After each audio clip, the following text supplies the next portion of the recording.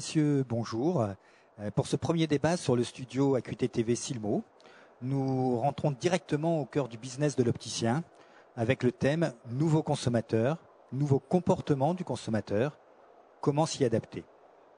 Pour en parler, nous avons invité Pascale Ebel, directrice du département consommation du CREDOC, Centre de recherche pour l'étude et l'observation des conditions de vie. Bonjour.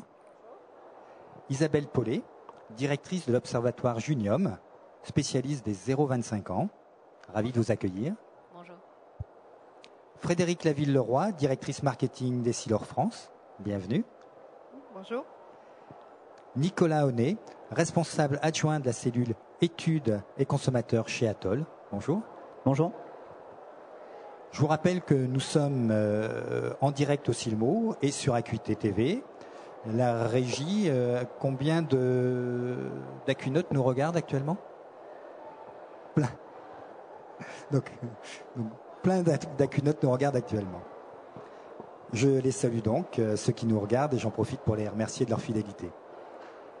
Dans le déroulement de cette émission, je ferai intervenir d'abord les deux spécialistes consommateurs, Pascale Ebel et Isabelle Paulet, pour ensuite me tourner vers nos deux spécialistes en optique et avoir des solutions pratiques aux questions que se posent nos amis les opticiens. Alors pour préparer ce débat, on a demandé à un certain nombre d'opticiens de nous qualifier leurs clients. Alors ils nous l'ont décrit comme incompréhensible, infidèle, compliqué, exigeant, tout leur est dû, on ne sait plus quoi leur dire, on ne sait plus quoi leur faire. Manifestement, ce consommateur a changé. Madame Ebel, le consommateur est-il devenu incompréhensible?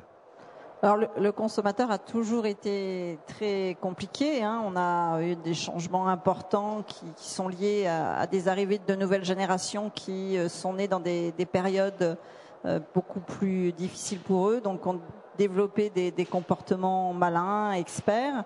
Et c'est vrai que la crise qui a commencé fin 2007-2008 a accentué ce phénomène de consommateur qui est de plus en plus exigeant. Et ce qui est nouveau, mais qui est lié à la crise en même temps, c'est qu'il est en effet en recherche systématique de produits moins chers, qui comparent beaucoup plus les prix. Ça, c'est vraiment quelque chose qui existe depuis 2 ans. On a eu la même chose en 93. C'est exactement le même type de comportement. Mais il a des nouveaux outils qui n'existaient pas en 93, qui sont Internet, qui lui permettent en fait d'échanger avec d'autres consommateurs qui lui ressemblent. Et il est tout le temps à essayer de négocier. Donc on a une montée du marchandage, par exemple, qui se fait à chaque fois qu'il y a une période de crise. C'est pas plus élevé qu'en 93, mais le consommateur va rentrer chez l'opticien et lui demander un rabais. Donc ça, c'est des choses qu'on voit apparaître. Donc l'opticien, par rapport à ça, est dérouté parce que c'est nouveau. Et c'est vrai qu'on a vraiment vu des ruptures très fortes entre 2008 et 2007 sur ce comportement de recherche systématique de promotion. Donc les promotions qui existent chez l'opticien de deuxième paire, le consommateur va comparer toutes les enseignes pour chercher l'endroit où il y a les meilleures offres. Et il va peut-être en effet essayer de faire des devis dans plusieurs magasins et ne va pas se décider tout de suite. Et est-ce qu'on a toutes les tranches d'âge qui procèdent de la même façon? Alors on a des effets qui sont surtout sexués, c'est-à-dire que les hommes ne sont pas comme les femmes. Les hommes vont marchander, les femmes vont chercher les promotions. C'est-à-dire que les femmes seront plus passives, les hommes vont être plus actifs. Ensuite, on a vraiment des différences générationnelles. On a une rupture générationnelle qui est plutôt entre ceux qui ont plus de 50 ans et moins de 50 ans.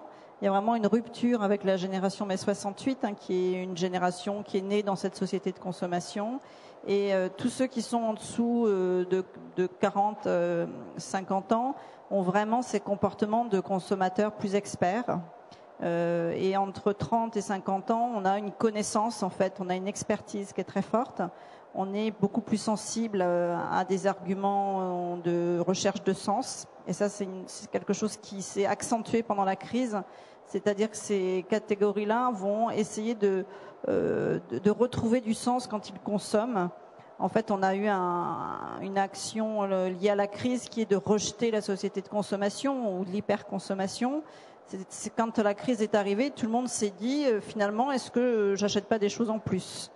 Donc c'est vraiment dans ces tranches d'âge-là qu'on a constaté qu'en effet, on avait un peu d'achats superflus et donc on a essayé de rationaliser. Donc on va essayer de revenir vers du fondamental et en sortie de crise. Et donc en ce moment, pour reconsommer, parce qu'en fait tout le monde a envie de consommer, ces générations-là essayent de retrouver du sens. Et le sens, ils essayent ça a changé en fait un petit peu par rapport à la crise 93 où on était sur la rassurance, on cherchait à trouver de la sécurité.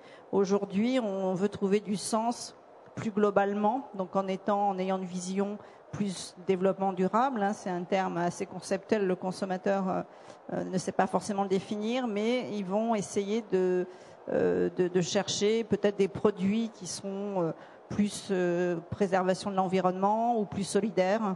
Et donc ça, on sent, il y a vraiment eu dans les enquêtes des changements très forts en 2009 sur ces thématiques. Donc ce dont vous parlez, c'est surtout pour les seniors, au-delà de 50 ans donc. Là, c'est vraiment pour les 30 et 50 ans. 30 et 50 ans. Alors après, ceux qui sont beaucoup plus jeunes, ils sont beaucoup moins dans la consommation. Donc, Madame Paulet, parlez-nous de ce consommateur junior, justement. Alors, nous, on vient de travailler sur plus spécifiquement les 18-25. Et c'est vrai que le développement durable, clairement, ils en ont entendu parler. Ils ne peuvent pas passer au travers de toute manière. Ça fait clairement partie des sujets qu'ils trouvent géniaux en théorie. Mais le problème, c'est quand il faut passer à l'acte, ils ne sont pas forcément au rendez-vous encore. Sous-entendu, on a encore pas mal de travail à faire pour les convaincre de la pertinence de ces démarches des produits écologiques et au-delà de ça, des produits éthiques, équitables. Alors là, c'est vraiment très loin d'eux et c'est pas encore dans leurs préoccupations. Pourquoi ? Parce que eux, ils rentrent beaucoup par la notion de prix dans la consommation et pour cause. Eux, la crise, ils vivent avec depuis bien plus longtemps que nous.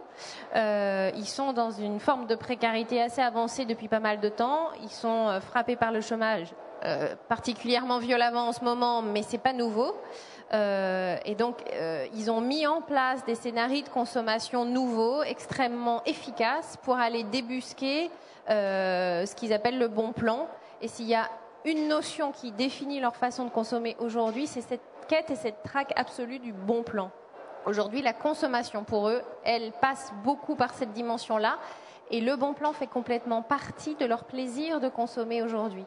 Ils ont encore plus de plaisir s'ils peuvent obtenir ce dont ils ont envie en ayant l'impression que c'est une bonne occasion, un bon plan.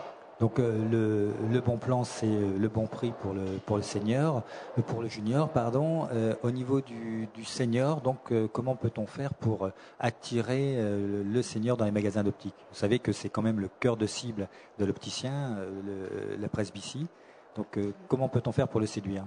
Alors, le senior, de toute façon, c'est vraiment la cible de consommation la plus élevée pour beaucoup de secteurs. C'est celui qui a le pouvoir d'achat le plus important et qui, en effet, a des besoins d'optique beaucoup plus importants liés à la presbytie. Donc, c'est une clientèle qui, finalement, est plus fidèle que les clientèles les plus jeunes.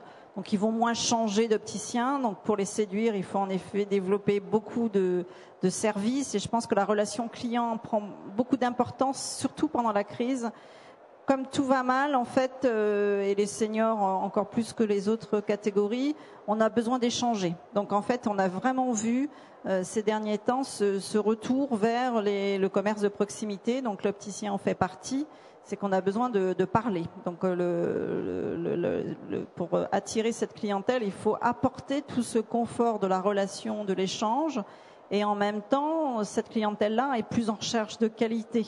C'est-à-dire qu'elle va être plus en recherche de produits qui peuvent être peut-être plus durables. Et ils ont besoin d'explications, de prise en charge, qu'on les aide à régler leurs lunettes, qu'on les aide à comprendre ce qu'on leur vend. Donc c'est vraiment une relation commerciale qui paraît, somme toute, très, très classique. Donc des valeurs fondamentales, ce senior est à la recherche de valeurs fondamentales. Et Madame Paulet, au niveau du junior, justement, comment peut-on faire pour, alors qu'il est attiré par les prix, mais il est aussi attiré par les marques ? Oui, complètement. C'est une une précision que je voulais donner. Quand on parle de bon plan, dans la notion de bon plan, il y a le prix, mais il y a aussi le bon produit au meilleur prix. Donc c'est pas n'importe quel produit, parce qu'ils ont une vraie culture de consommation. Ils ont des vraies envies, des vrais désirs, ils ont des vraies envies de marque, notamment à cet âge-là. C'est extrêmement important pour eux parce que ça signe leur look, ça permet d'exprimer leur personnalité. Et donc le bon plan, ça n'est pas n'importe quel produit au meilleur prix. C'est le produit dont ils ont envie à un moment donné, donc la bonne marque au meilleur prix. Donc il ne faut pas oublier effectivement ces deux dimensions-là. C'est extrêmement important. Donc deux segmentations qui sont différentes par rapport effectivement aux juniors et aux seniors, sans vouloir les opposer. Au contraire, on voudrait plutôt les rassembler. Est-ce que justement cette clientèle est compatible? Est-ce qu'on peut faire rentrer ces deux types de clientèle dans un magasin d'optique? Alors, ce qui est important, c'est que la clientèle des seniors a besoin d'offres adaptées, notamment de confort. Et c'est vrai qu'en France, on a un petit tabou, c'est qu'on n'ose pas faire du marketing dédié à cette cible-là. Donc c'est parce qu'en France, culturellement, les seniors ne veulent pas se voir vieillir, donc il y a une culture du jeunisme. Donc ils préfèrent avoir un magasin qui est destiné à une population plus jeune. Donc on peut en effet les mélanger parce qu'ils rentreront dans un magasin qui est destiné à des tranches d'âge un peu plus jeunes. Alors pas nécessairement les 18-25 ans parce que ça va être assez déconnecté de ce qu'ils aiment. Mais on peut de toute façon, et c'est un peu obligatoire parce qu'on ne va pas avoir des magasins partout, avoir une offre pour les enfants parce qu'il y a quand même une entrée sur le marché à cet âge-là aussi, et avoir des rayonnages qui soient différenciés selon les cibles d'âge. Je pense qu'il n'y a aucun problème pour les mélanger. Et en France, au contraire, on n'est absolument pas prêt à séparer, et les seniors ne veulent pas de magasins qui leur soient destinés qu'à eux. Madame Paulet, quelques mots à rajouter? Oui, il y a aussi une solution pour les jeunes qui est extrêmement efficace, qui est toute la notion de street marketing. Aujourd'hui, ces jeunes-là, ils sont vraiment, quand ils consomment, quand ils prennent la peine d'aller dans un magasin, ce qui pour eux est une démarche qui n'est pas forcément évidente parce qu'ils ont grandi avec une souris à la main, donc leurs courses, ils sont habitués à les faire aussi sur Internet. C'est quelque chose de complètement naturel. Donc quand ils prennent la peine d'aller faire les courses dans un magasin, ils ont envie de passer un bon moment. Ils sont vraiment dans ce qu'on appelle le retailtainment, c'est-à-dire la volonté de se détendre quand ils font leur shopping et vraiment passer un bon moment. Donc cette notion de street marketing qui consiste à aller les chercher dans la rue par une opération un peu événementielle, par une distribution de tracts, par la mise en scène des valeurs d'une marque qui serait incarnée par un personnage, par quelqu'un qui vient les chercher dans la rue. Ça peut être une clé pour aller effectivement vraiment concrètement les chercher dans la rue. Il y a une autre dimension qui est extrêmement importante à soigner pour eux aussi au niveau du point de vente, c'est la vitrine, parce que c'est le premier contact visuel qu'ils ont avec le point de vente. Et c'est vrai que il y a encore pas mal de travail à faire pour leur parler dans ces vitrines, parce que par ailleurs, ils ont une culture extrêmement pointue de design, de merchandising, parce qu'ils sont extrêmement gâtés. Ils ont une offre pléthorique aujourd'hui dans l'univers de la mode et ils ont ces critères-là en tête quand ils font leurs courses. Donc il n'y a pas de raison que quand ils vont acheter une paire de lunettes, ils aient l'impression d'être punis. Monsieur Nicolas Honnet, donc on vient de l'entendre, ce consommateur se transforme, ce consommateur a des envies, a des besoins. Est-ce que vous avez remarqué les changements justement dans vos magasins? Alors, nous, on s'interroge au quotidien sur à quoi ressemblent ces consommateurs. On a récemment réalisé une étude où on a interrogé un échantillon de 4500 personnes pour comprendre un petit peu qui étaient ces consommateurs, quelles étaient leurs motivations, quelles étaient leurs différentes formes de comportement. Et effectivement, on retrouve dans leurs souhaits, parmi les principaux critères, la recherche systématique du prix, le meilleur produit et un éventail de choix le plus large possible. Voilà, donc à côté de ces éléments produits, on a le conseil, l'expertise, la disponibilité, la rapidité de prise en charge dans le magasin, qui sont les principaux critères considérés pour choisir son opticien. Le critère prix ne ressort pas. Si, il ressort, mais bon, ça reste du déclaratif, c'est-à-dire que sur l'ensemble de ces études, c'est très fréquemment ce qui, en premier lieu, ressort.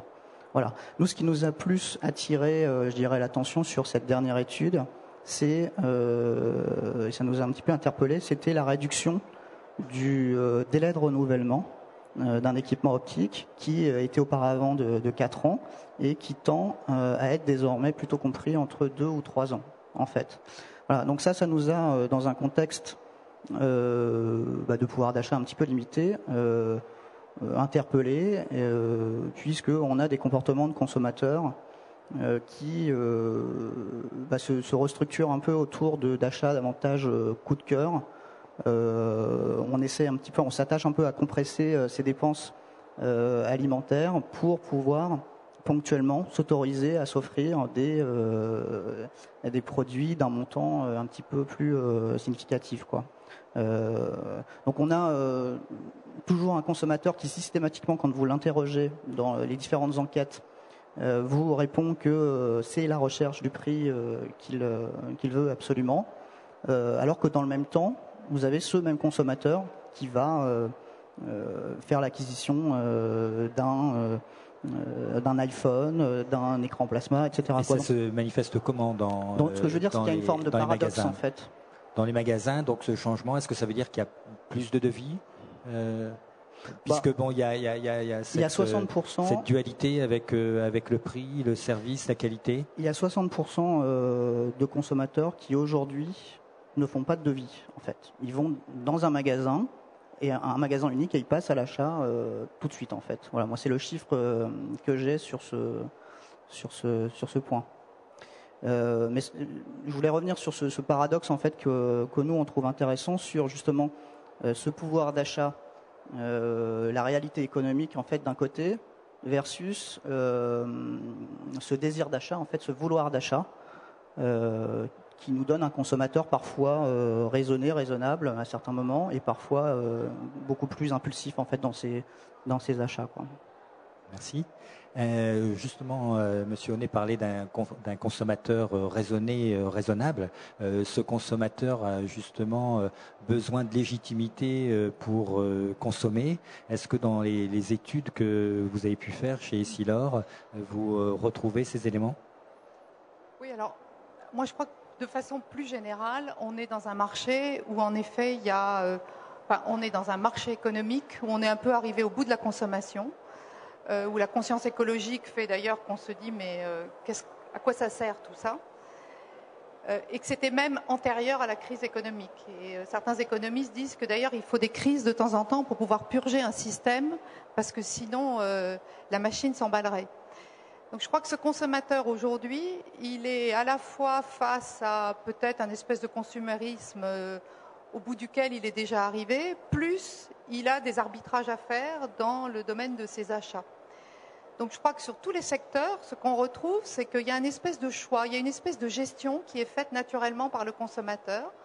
C'est-à-dire que là où il y a de la valeur, il va être prêt à consommer. La valeur, ça peut être le plaisir, ça peut être le goût, ça peut être l'utilité de ce qu'il achète. Et puis à côté, il y a des choses où il se dit, je me suis fait avoir bêtement par cette espèce de marketing non éthique et j'en ai plus envie. Donc je vais aller dans des enseignes pas chères pour acheter des choses qui ont peu de valeur.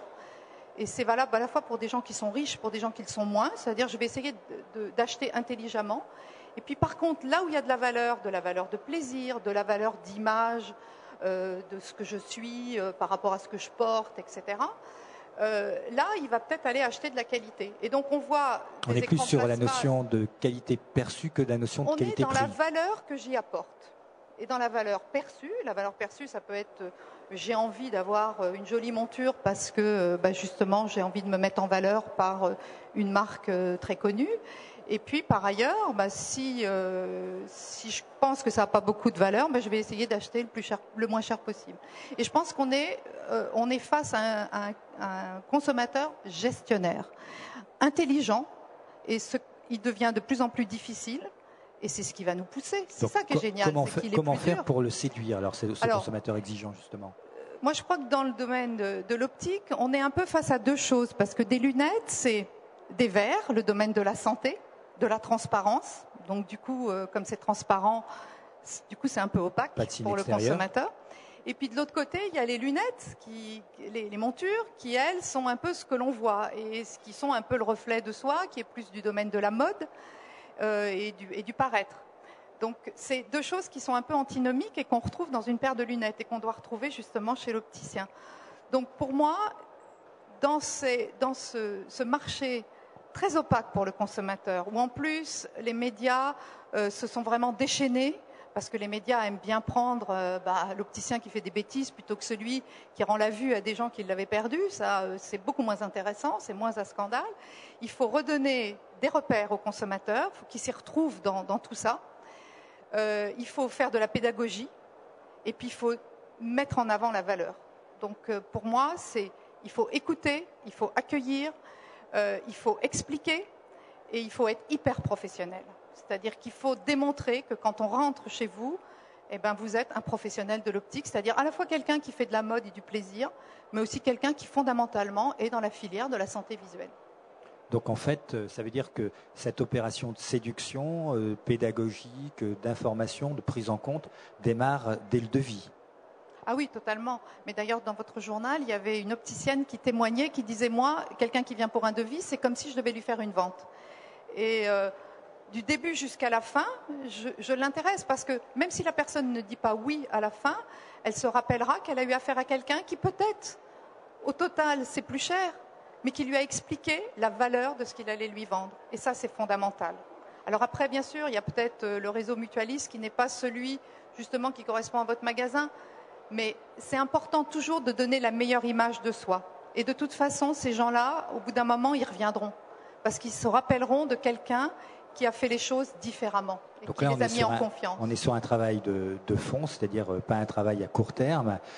Aujourd'hui, pour faire rentrer le chiffre d'affaires dans les magasins, on a vu que l'offre prix était intéressante, que c'était même, on peut dire, un aspirateur pour lancer le client, pour faire rentrer le client. Monsieur Honnet, pensez-vous et utilisez-vous ce type de format marketing pour faire rentrer le client ?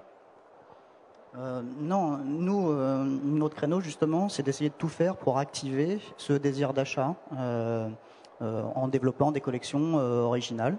On a notamment développé des montures avec un système d'interchangeabilité sur les branches et on a délibérément en fait choisi d'aller parler aux consommateurs sur un positionnement tarifaire très au-dessus de celui sur lequel se réalise le plus gros des ventes aujourd'hui. Aujourd'hui, une monture sur deux, elle est vendue entre 80 et 120 euros. Voilà.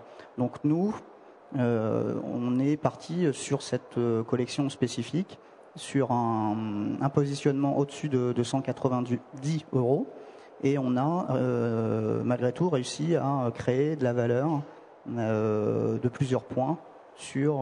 Et ce sans parasiter les autres collections, quoi. Et en fait, pour valider cette intuition, on a mené une analyse géomarketing sur nos fichiers clients qui a montré que 3 clients sur 4 qui avaient acheté ce type de monture avec ces branches interchangeables résidaient à plus de 5 minutes du point de vente dans lequel ils avaient réalisé leur achat, contre 1 client sur 2 d'habitude. Donc autrement dit, on est prêt à dépenser. Comment vous expliquez ce succès ? Est-ce que c'est l'interchangeabilité, ce qui voudrait dire la personnalisation ?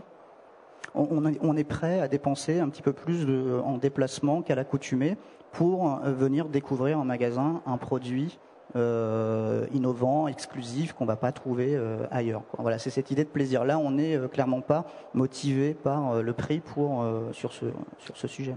Madame Ebel, au niveau de la personnalisation, est-ce que justement dans la société de consommation dans laquelle nous sommes, on veut être noyé dans la masse, ou est-ce qu'il y a une volonté de sortir et quand même d'avoir des effets, une personnalité propre ? Non, c'est vrai qu'il y a un mouvement d'individualisation de la société qui fait que chacun veut être considéré en tant que tel.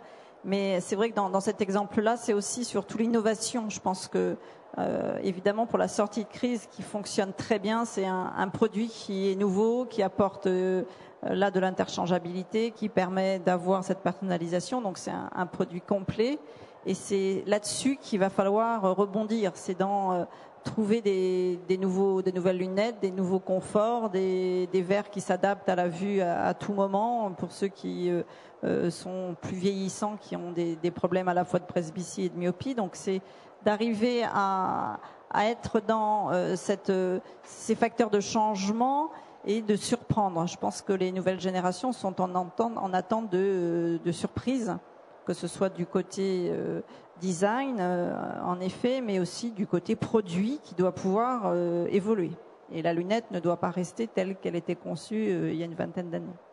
Donc cette notion de personnalisation, on la retrouve aussi dans les verres, hein, même si effectivement c'est un produit qui est transparent, qui ne se voit.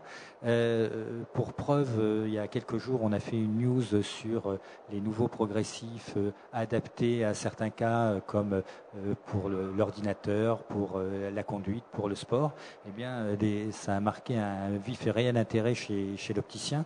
Est-ce que vous pouvez nous parler, Madame Laville-Leroy, de ces différents verres, de cette notion de personnalisation que vous voulez mettre en place? Alors, la personnalisation, on sait, hein, on est sur des marchés de plus en plus segmentés parce que les besoins des consommateurs sont de plus en plus divers et puis qu'il y a des entreprises qui ont beaucoup travaillé là-dessus. Mais la personnalisation dans le domaine de la vue, c'est physiologique, quoi. C'est-à-dire qu'il y a pas deux personnes qui font la même chose avec leurs yeux. Il y a 80% de l'information qui passe par la vue. Et donc, c'est physiologique. C'est-à-dire, plus on va personnaliser, moins on va moyenniser les mesures et les besoins, et plus on aura une qualité d'acuité. Donc, on n'est pas dans le comportement, on est vraiment dans la physiologie. Donc là, ce qu'on a essayé de faire, c'est il faut que ce marché soit dynamique. Hein, on a besoin de développer ce marché. Il y a beaucoup de gens qui sont très mal équipés. Les gens achètent à peu près une paire de lunettes tous les 3 ans. Et c'est important d'arriver à être en phase avec les besoins visuels de chacun. Donc il y a la personnalisation et puis il y a aussi de se dire que selon les activités que l'on fait, il y a quelquefois des choses dont on a besoin en plus. Et il y a 3, en effet, activités qui nécessitent des qualités visuelles différentes, qui sont l'ordinateur, parce qu'on privilégie la vision de près et la vision intermédiaire, la conduite, parce qu'on vit quand même avec un truc qui s'appelle un GPS, et je peux vous dire que pour un presbyte, c'est quand même un élément nouveau à gérer dans la voiture. Et puis, il y a tout le sport qui concerne aussi beaucoup de gens, où là, on est plutôt en vision dynamique. Donc on a cherché, à la fois, il y a toujours les verres progressifs universels qui permettent de tout bien faire, mais quand vous avez une activité que vous pratiquez beaucoup, vous avez encore un peu plus de confort et d'acuité à partir du moment où vous avez en effet le design qui est personnalisé à cette activité. Aujourd'hui, on ne vit plus comme avant, on a plein d'outils dans sa voiture, on a son Palm Pilot, on a tout un tas de choses qui font que les besoins visuels ont évolué. Hein. C'est plus le berger en train de garder ses moutons, lui il avait besoin surtout de sa vision de loin. Mais maintenant, on est poussé à avoir des besoins visuels très nombreux. Donc, est-ce que les jeunes sont sensibles à cette personnalisation ? Ils y sont sensibles, ils sont fans de personnalisation beaucoup parce qu'ils sont dans une phase à partir de 18 ans où ils ont fini de régler leurs problèmes de construction de personnalité. À l'inverse, là, ils savent vraiment qui ils sont et ils ont envie de le signifier à tout le monde. Donc, eux, ils vont avoir envie de personnalisation pour exprimer le fait qu'ils sont complètement uniques et absolument formidables, chacun à leur manière. Donc ils entrent dans la notion de personnalisation de façon beaucoup plus légère. Pour autant, ils sont extrêmement experts, ils sont capables d'aller chercher de l'information très pointue. Ils passent leur temps et leur vie sur des ordinateurs. Donc je pense qu'effectivement des verres qui répondent à ce besoin spécifique devraient assez rapidement pouvoir rencontrer un bon accueil auprès d'eux parce que ça fait partie intégrante de leur mode de vie aujourd'hui. Et ils sont fans d'innovation, ça c'est sûr. C'est vraiment une génération qui aime expérimenter des choses nouvelles. Elle n'a pas peur de l'expérimentation, contrairement à la génération qui est juste avant. Ça c'est assez nouveau et donc c'est une vraie opportunité pour l'innovation. Donc c'est un vrai bon levier effectivement de sortie de crise. Au niveau encore, je reviens sur les seniors, hein, puisque c'est vraiment le cœur de cible. Madame Ebel, le consommateur, lui, on le sait, tout est fait avec, toutes les pubs sont faites avec des jolis mannequins, jeunes, minces. Maintenant, on descend même jusqu'au niveau du bébé. Le fait, c'est une civilisation qui ne veut pas vieillir. Or, à l'âge de la presbytie, porter des lunettes, c'est marquer son âge. Est-ce que ça, c'est un frein au développement du secteur médical, du secteur optique ? Est-ce que c'est une ouverture pour le port des lentilles de contact? Est-ce que ça, c'est quelque chose, un domaine qui pourrait se développer? Oui, tout à fait, parce que on sait très bien que le vieillissement de la population fait que l'optique se porte très bien depuis une dizaine d'années, puisque le baby-boom pour l'optique a joué il y a 10 ans. Donc les seniors, en effet, français, par rapport à d'autres cultures, ne se voit absolument pas vieillir. Alors ça vient pas des seniors, hein, ça vient de la société française et le monde de la publicité qui valorise beaucoup l'enfant, le bébé, et absolument pas les seniors. Alors les seniors, c'est les plus de 50 ans dans ce qu'on définit en marketing.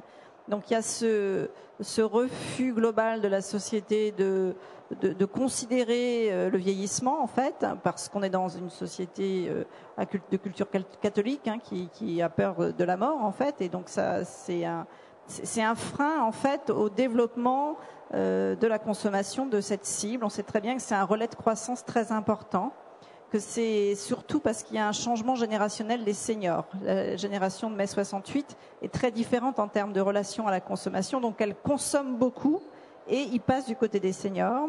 Ils veulent pas vieillir, en effet, notamment parce qu'on a les premières générations de femmes qui travaillent, donc qui sont habituées à faire attention à leur paraître.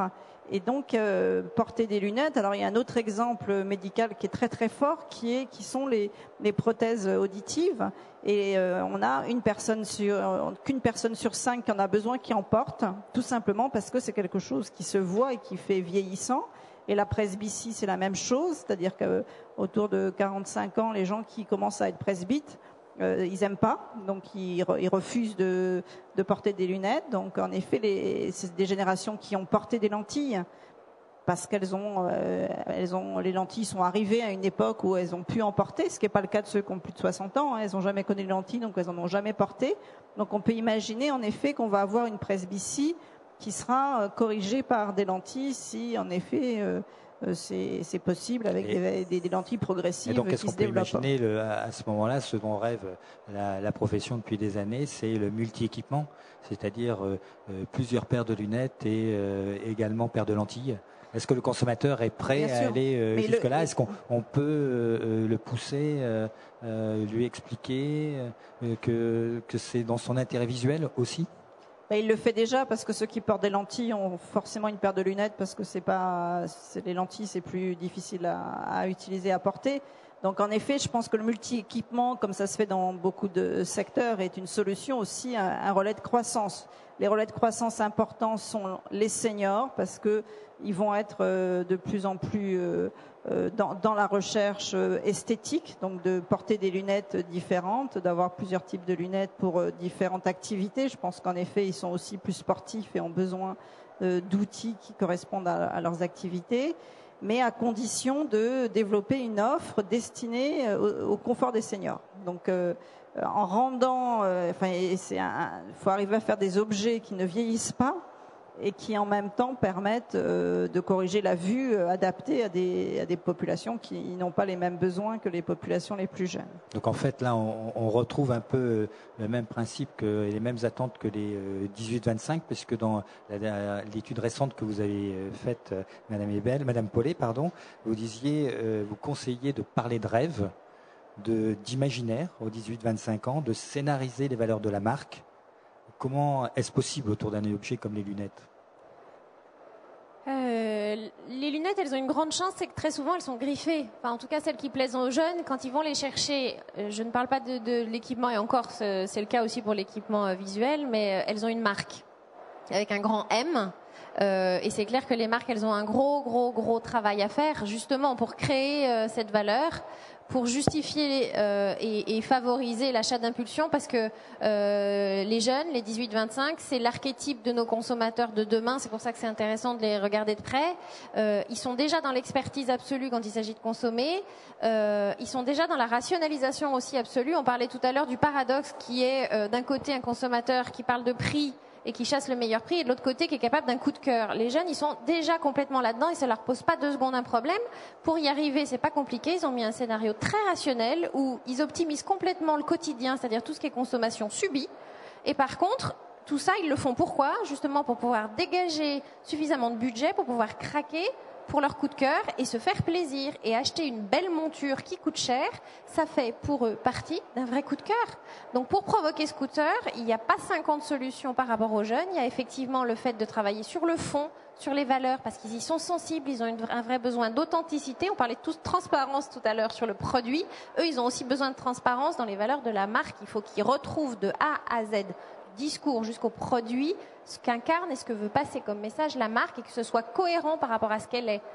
Ce qui ne supporte pas, par exemple, c'est quand on fait une espèce d'habillage jeuniste ou de discours jeuniste sur un produit qui ne l'est pas. Parce qu'il ne faut pas les prendre pour des gogos. Ils ont une culture communication qui est quand même très pointue, et en 2 secondes 30, ils sont capables d'aller sourcer sur Internet les informations qui vont leur permettre de dézinguer un mauvais discours.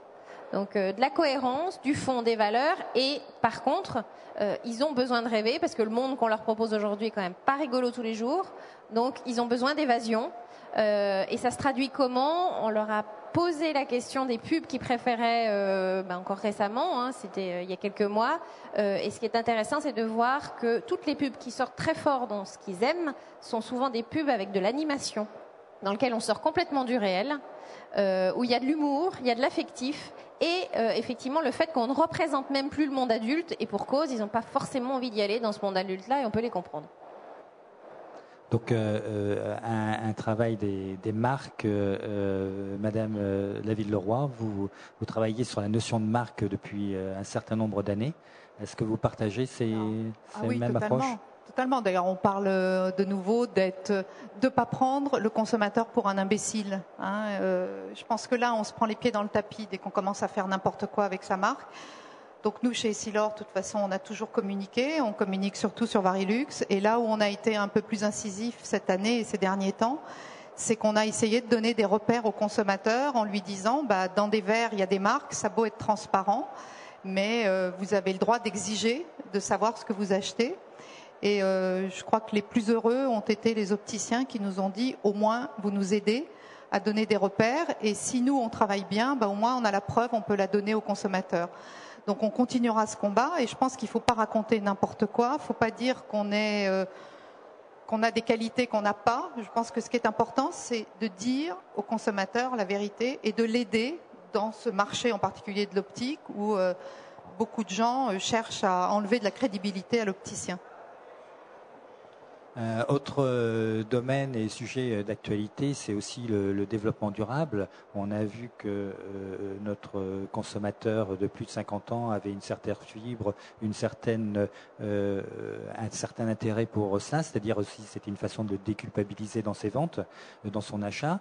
Est-ce que là, par exemple, on pourrait imaginer la deuxième paire qui est offerte par tous les réseaux, imaginer une deuxième paire qui serait offerte à des associations de sans-abri ou envoyée dans des pays en voie de développement? Est-ce que ça, ce serait quelque chose qui serait du domaine de la rassurance ou de la déculpabilisation? Alors, je crois que la cause humanitaire, elle est un petit peu moins à la mode en ce moment qu'il y a une dizaine d'années. Ce qui intéresse plus, c'est vraiment le côté protection de l'environnement. Donc, c'est peut-être des montures recyclables, pourquoi pas des plastiques recyclés. Je pense que c'est utilisé dans beaucoup de secteurs industriels, donc ça pourrait fonctionner. Il y a une autre chose qui apparaît en ce moment, c'est que les jeunes générations sont moins attachées à l'objet. Donc en fait, c'est pour ça que l'idée que les lunettes puissent être recyclées, donc c'est plutôt pouvoir donner ces anciennes lunettes à des associations qui sont intéressantes, plutôt que de fabriquer une deuxième paire, donner à des associations humanitaires, c'est plutôt d'avoir de moins en moins d'objets fabriqués. Et donc peut-être que la profession pourrait essayer de réfléchir à un accompagnement où on fait plus du service que de la production de lunettes qui sont peut-être jetées. Et les consommateurs ont envie d'avoir un objet qui est réutilisé. Donc ça se traduit par beaucoup d'exemples. Par exemple, Vélib, ou l'autopartage, c'est qu'un même objet est utilisé 6 fois dans une journée par des utilisateurs, alors que quand vous possédez le vélo, vous l'utilisez 3 fois par an. Donc c'est qu'on a besoin de moins d'objets, donc on préserve plus l'environnement. Donc cette idée de pouvoir prendre en charge un client tout au long de sa vie, en fait, c'est ce que font les banques, c'est ce que font les assurances. L'opticien n'y réfléchit pas comme ça, c'est-à-dire qu'on pourrait se dire, je lui propose non pas de payer à chaque fois le produit, mais je lui propose à chaque fois qu'il va voir son ophtalmo et qu'il change de vision, de lui remplacer ses verres, de changer des montures que tous les 5-6 ans quand il y a des effets de mode, ou un principe les réparer. d'équipement en leasing. Voilà. En location-vente, sans se l'approprier à la fin et renouveler le contrat. Est-ce que c'est un concept qui vous plaît, Monsieur Honnet? Je veux juste dire quelque chose là-dessus, c'est que la monture, ça s'use autant que les verres, la vue change, et changer ses montures tous les 6 ans. Un opticien un jour m'a dit, c'est comme si on faisait une nouvelle robe avec un vieux tissu, quoi. Donc je pense qu'il ne faut surtout pas changer ses montures tous les 6 ans parce que ça a un impact sur la vue qui est dramatique, quoi, parce que ça s'use. On change plus souvent. Ça peut se réparer. C'est-à-dire que Michelin a créé et du coup il est beaucoup cité pour ça. C'est-à-dire qu'il a créé un service qui est de rechapper ses pneus. Oui. Et donc on peut imaginer de les faire réparer avant que ce soit trop tard, et de mettre en place un système de maintenance, en fait. Et pourquoi pas sur ces objets-là, dans l'habillement, en fait, la location, en fait, d'accessoires qui se met en place plutôt que d'acheter les produits. Je crois que de ce côté-là, on ne séduira pas les jeunes. Non, ça c'est clair. On a pris une grosse claque quand même sur cette notion de développement durable, où dans la même période à peu près, on a eu un groupe consommateur avec des étudiants qui étaient quand même étudiants en enseignement supérieur, donc avec un certain niveau, à qui on a posé la question du développement durable en disant ça vous intéresse. La première réponse a été rien à foutre. Voilà, c'est clair. Quand on leur a demandé de définir, c'était catastrophique, c'est-à-dire grosso modo sortie de écologie, bio, éventuellement papier craft, ça voulait pas dire grand-chose pour eux. Quand on a travaillé vraiment en creusant, ils nous ont dit oui, c'est bien le dimanche pour manger du poulet bio chez ma maman, mais c'est hors de prix, donc de toute façon c'est pas pour moi. Et donc on a reposé la question quand on a fait tout le gros travail qu'on a mené en mai et juin sur l'impact de la crise sur leur consommation. Et clairement, en théorie, c'est un super sujet. Mais alors c'est typique de leur âge. En théorie, ils ont des super grands principes. En pratique, clairement, ils passent pas à l'achat parce que d'abord, ils trouvent ça hors de prix. Et puis ensuite, là, il commence à y avoir clairement un phénomène de saturation sur la communication autour du bio et de l'écologie, où ils commencent à trouver ça limite louche tellement on leur rabat les oreilles avec ça. Donc attention sur la population jeune, il y a encore quand même beaucoup de travail à faire sur cette dimension développement durable, sachant que eux, quand on leur dit développement durable, ils voient écologie, alors la dimension éthique, équitable, etc., c'est encore très loin d'eux. Donc il y a du travail si on veut arriver à les toucher par ces sujets-là. Donc c'est pas a priori les premières entrées qu'il faut avoir, en tout cas sur la cible jeune, d'emblée. Il y a d'abord du travail de fond à faire. Merci. Donc vous l'avez compris, ce nouveau consommateur a changé, effectivement, mais on est tout à fait capable de le séduire. On a compris que pour les jeunes, il y avait une approche vitrine qui pouvait être intéressante avec des marques fortes qui peuvent les séduire, les aider à faire rentrer, sous la condition éventuellement de prix.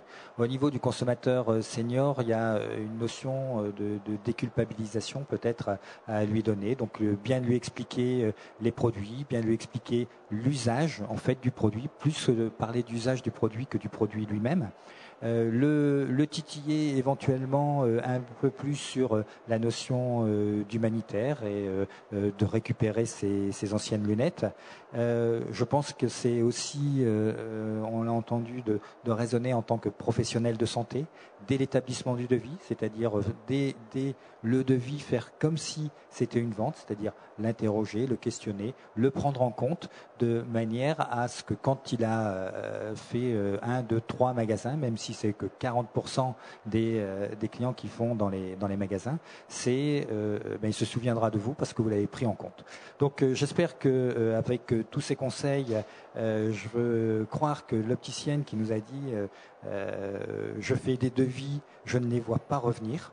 J'espère qu'elle aura trouvé des idées, des solutions en vous écoutant. En tout cas, je lui souhaite de bonnes ventes. Donc, mesdames, messieurs, je vous remercie de votre participation. Et on vient de vous parler du consommateur d'aujourd'hui. À 15h30, Studio TV Acuité Silmo, ici même, va vous transporter dans un futur proche, puisque l'on va parler de l'œil bionique. À tout à l'heure.